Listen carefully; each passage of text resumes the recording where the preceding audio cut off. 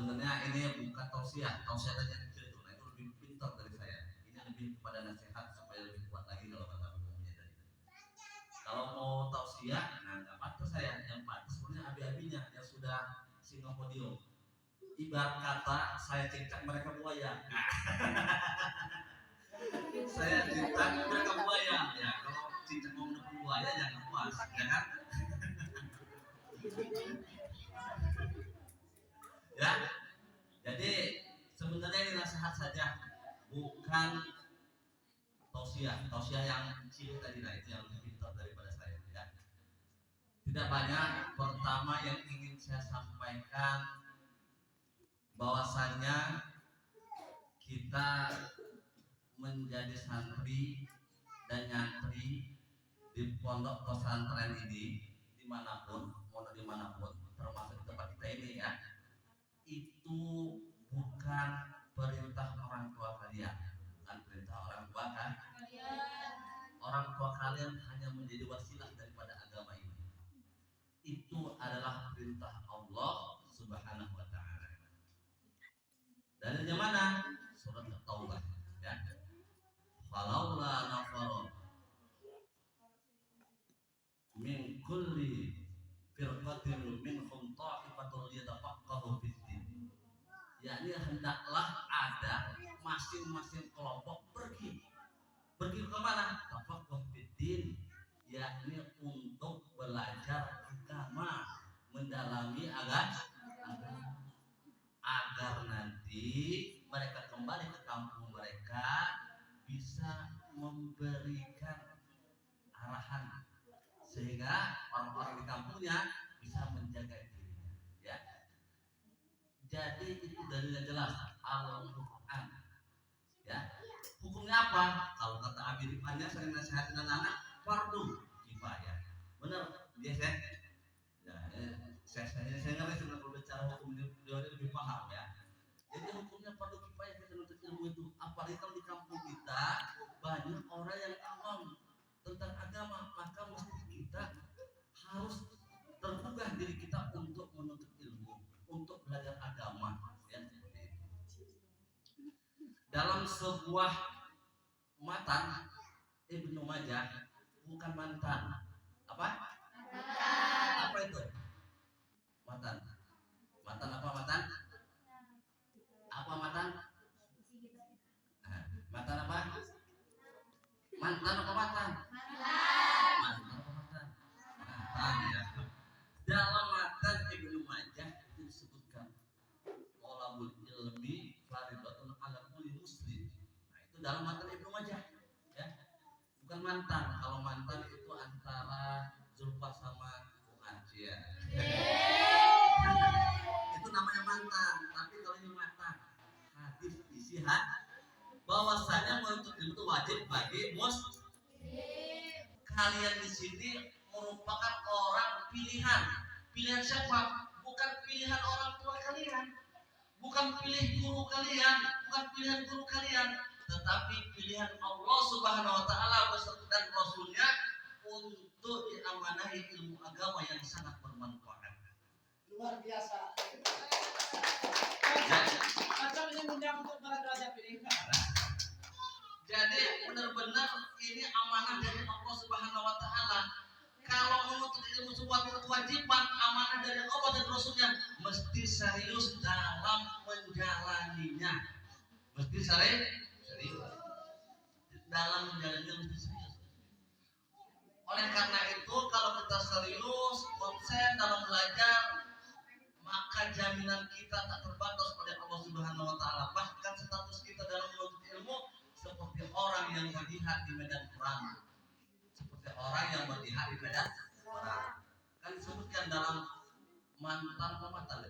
Mantan pematan. Dalam mantan hari disebutkan. Barang siapa yang menuntut ilmu, mencari ilmu, kalau mujahid, maka dia status seperti orang yang berjihad fisabilillah di jalan Allah Subhanahu wa taala ya. Tetapi mana jihad memang secara harfiah artinya berperang melawan orang kafir, Al-harbu muqaddamatul kafir wal musyrik, yakni berperang melawan orang kafir dan musyrik. Itu arti secara harfiah. Namun arti kata orang akademisinya secara komprehensifnya, secara umumnya tidak melulu perang melawan orang kafir. Tetapi perang di sini, jihad di sini maksud saya adalah jihad dalam menuntut ilmu. Meninggal dalam keadaan menuntut ilmu, maka ganjarannya surga. Maka ganjarannya surga. Makanya kan dalam firman Allah itu yang sangat terkenal apa? Yarfa'illah alladzina amanu walladzina utul darajat.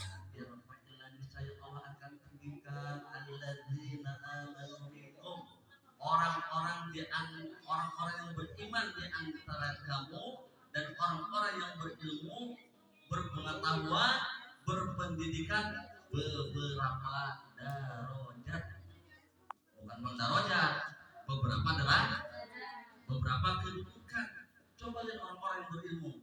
Contohnya Pak Mahfud MD, ya. Contohnya Pak Mahfud MD berilmu, mau pesantren lama, gelarnya profesor. Beda nggak sama kita? Beda nggak sama kita? Beliau dikelilingi orang-orang penting, kita dikelilingi apa? Gitu. Kita dikelilingi orang-orang yang tidurnya ileran, ya bener nggak? Matanya belekan, apalagi? Tapi Pak Mahfud MD dikelilingi orang-orang hebat, orang-orang yang berpendidikan juga karena beliau berilmu. Itu contohnya Pak Kiai kita, Pak Suparman bin Abdul Qadir Hasan, berilmu tinggi, terkenal di mana-mana, diundang di mana-mana keliling Indonesia. Abi Muminnya berilmu, punya hafalan Quran, alhamdulillahnya beda sama Abi, orangnya biasa aja, udah al-hafiz, punya ilmu, punya kemampuan. Beda nggak sama kita? Beda, sama saya aja beda, ganteng beliau kayaknya. Seperti itu. Abi Rifani juga begitu, berilmu, ahli kitab, ya, belajar kitab sama beliau. Ahli ilmu, beda sama kita. Beda, ganteng beliau dari saya.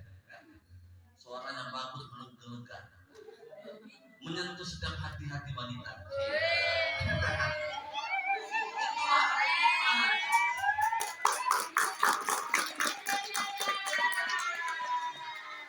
Makanya kalau saya ini hampir, makanya jadi ya apa namanya, orang-orang yang diangkat derajat itu orang yang berilmu, sedangkan kita adalah proses menuju orang yang menjadi berilmu. Seperti itu. Bagaimana kuncinya Wabi? Nah, kuncinya ini ada di Firman. Nah, makanya saya mohon dikoreksi di Firmannya yang luar biasa ini ilmu alatnya. Saya baca-baca itu di sosmed, ya kayak benar juga ini, tapi mohon dikoreksi. Katanya di bed al-qiyah itu kunci sukses itu ada 5, benar ya? Ada 5. Berjari, watanwin, wanida, wa al-wamusnad, bil ilmi, tamizun, hasol. Katanya bisa baca di medsos itu seperti itu. Benar nggak itu ya kira-kira? Nanti dikoreksi sama beliau. Apa maknanya yang bisa kita ambil? Berjari, yakni harus tawadu. Seorang penuntut ilmu harus tawadu, tidak boleh sombong. Sombong itu sebenarnya Allah, pakaiannya Allah, ya. Orang yang berilmu sombong, maka dia tidak patut disebut orang yang alim berilmu. Tidak pantas, ya, tidak pantas. Makanya kata Umar bin Khattab, ya, tahapan orang menuntut ilmu itu ada di 3. Al-ilmu salah satu akhbar. Disebutkan di situ di makalahnya. Ya, disebutkan. Pertama apa? Man dakhala fi sidri al-awwal. Tahapan yang pertama dari orang atau kondisi orang yang pertama menuntut ilmu itu al-awwal takabbar, sombong. guru mondok 1 semester 6 bulan pulang ke kampung sudah nyeramahin guru ngajinya. Ingat ya, kami tidak pernah mengajarkan kepada kalian sombong kepada guru ngaji di kampung. Walaupun menurut pandangan kalian ngaji kitab salah, tetapi jangan pernah disalahkan ya. Karena itu adalah guru yang harus kalian muliakan. Kalau bisa kalian datang ke guru-guru kalian, bawa oleh-oleh, bertanya, soal, minta nasihatnya, bukan mengajarinya, ya, bukan mengajari seperti itu. Yang tahapan kedua, waman dakhala fisbali asali, asali ya nomor 2 asali deh. Nah, aku nggak tahu bahasa Arab, bahasa Arab itu bilangnya asali. Tawadu, jadi tawadu. Tahapan yang kedua sudah biasanya mondoknya udah agak lama. Kira-kira kalau udah tawadu itu mulai udah berapa tahun sih? Wajibnya 11 tahun. Tuh 11 tahun itu baru tawadu. Siap nikah katanya. Yang ketiga, kondisi orang-orang yang tahapan orang-orang yang ilmu itu keadaannya asalis yang ketiga, yakni dia merasa dirinya tidak punya apa-apa, tidak ada sebandingnya dengan orang-orang yang ada, merasa bodoh terus, betul nggak ya? Merasa bodoh terus. Itulah kalau kita sudah puncaknya memiliki ilmu pengetahuan yang agung, yang tinggi, merasa dirinya hina, tidak bisa apa-apa, semuanya milik Allah. Semuanya milik Allah. Paham? Jadi tidak boleh sombong. Boleh tidak sombong? Kalau kata Ustaz Suparman ya, kalau boleh menyontek orang kaya sombong itu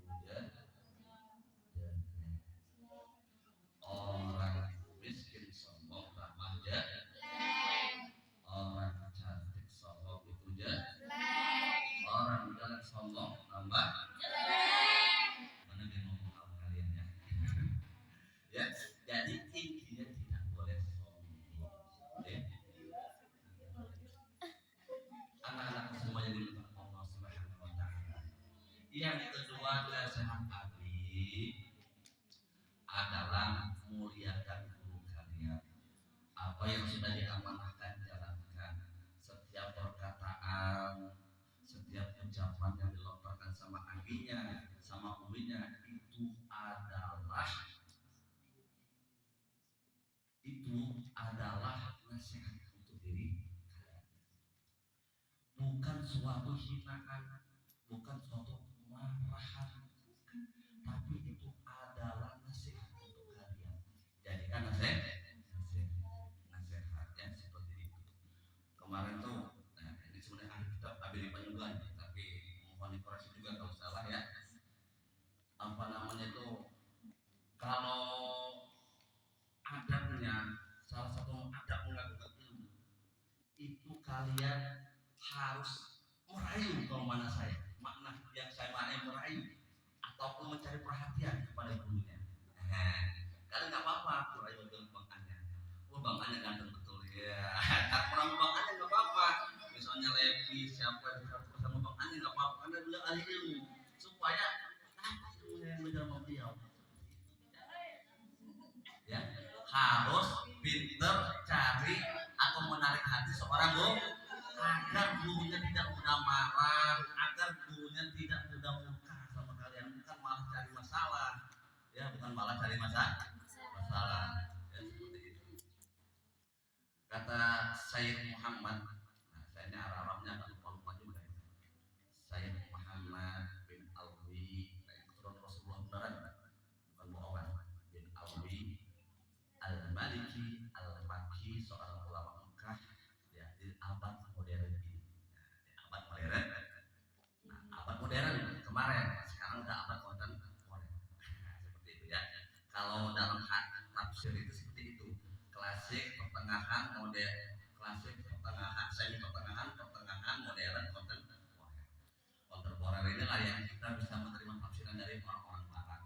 Ya seperti itu sehingga kita bisa menyatukan visi-misi sama orang-orang barat seperti itu.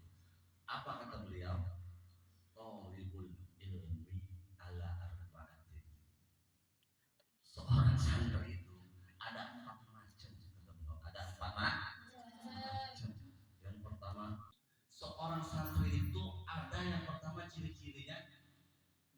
pandai, siapa? Pandai, tekun, berkhidmat sama gurunya. Inilah santri yang terbaik, sudah pinter, pandai, hafalnya cepat, berkhidmat sama gurunya. Yang kedua, matolibin, seorang murid, ya, apa? Hanya berkhidmat tapi tidak pandai, hanya berkhidmat tapi tidak pandai, ya. Maka ini masih tergolong baik, ya.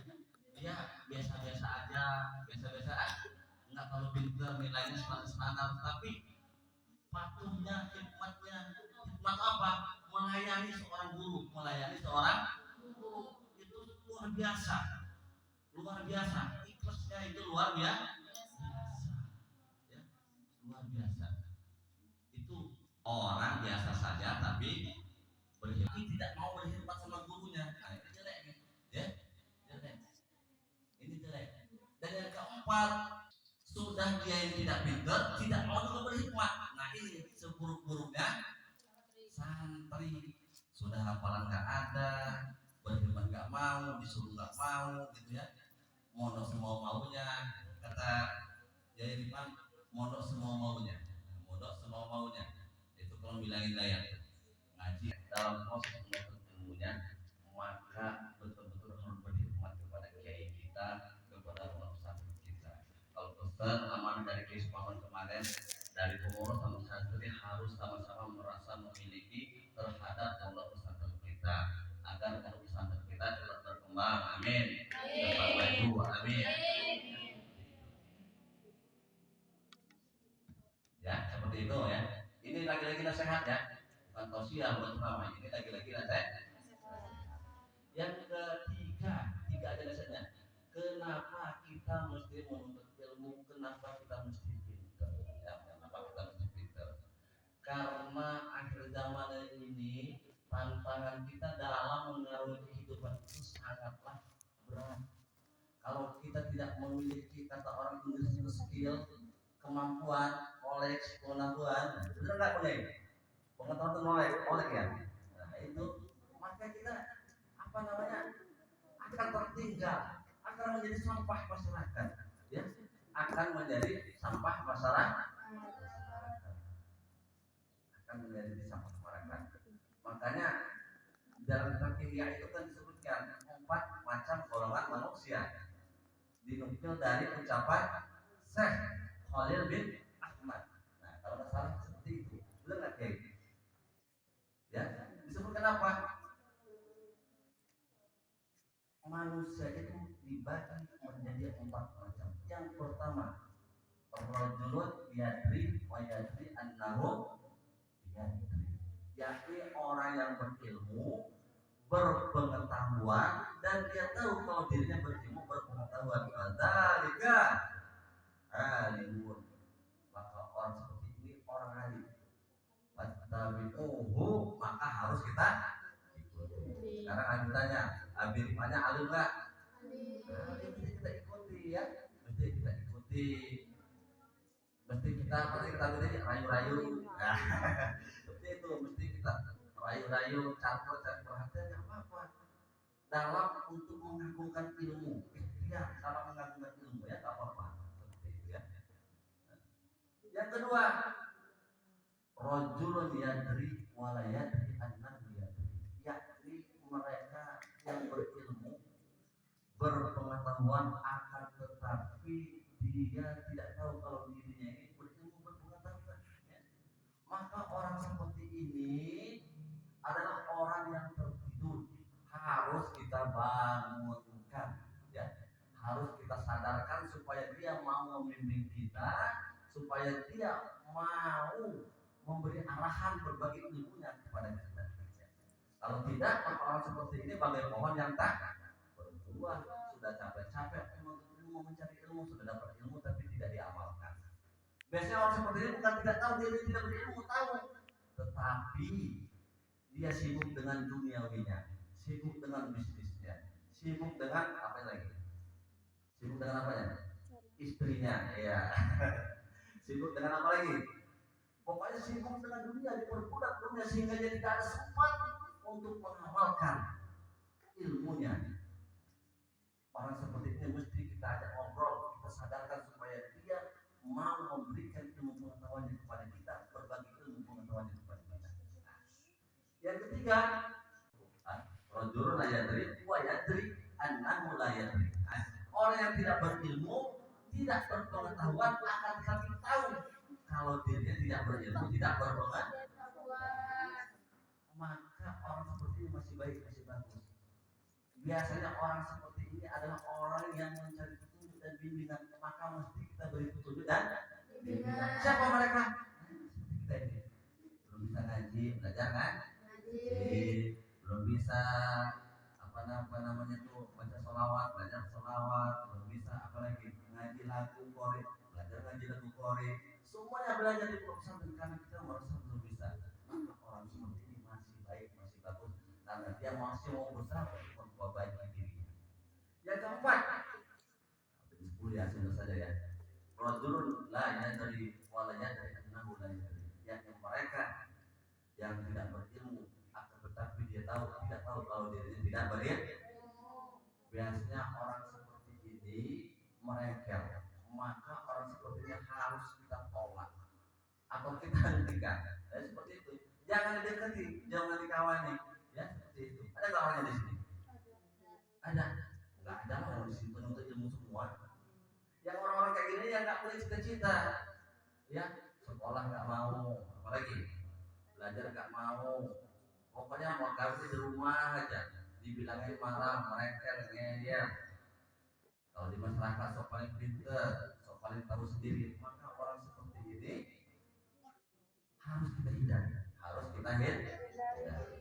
Ya, kalau terakhir ini kalau saya mau ngambil dari ceramahnya Ustaz Muhammad juga, itu kan ada tukang cukur sama siapa ini? Lupa saya. Sama bejo. Si bejo ini dialamatkan orang yang paling bodoh menurut tukang cukur. Tukang cukur sambil cukur bilang sama yang cukurnya, Mas, sampai mau tahu nggak orang yang paling goblok sedunia? Orang yang paling goblok sedunia.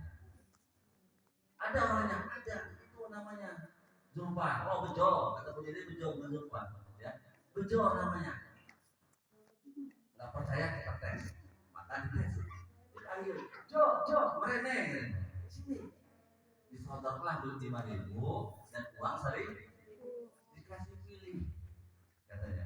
Kamu Jo coba sekarang pilih, mau yang 1.000 apa 5.000? Maka bejo pilih yang 1.000. Bukan bejo tuan ngobrolnya ada yang 5.000 dipilih 1.000.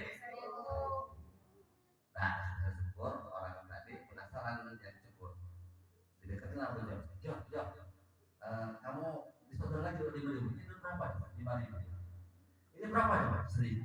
Loh kok kamu tadi milih yang 1.000 bukan yang 5.000?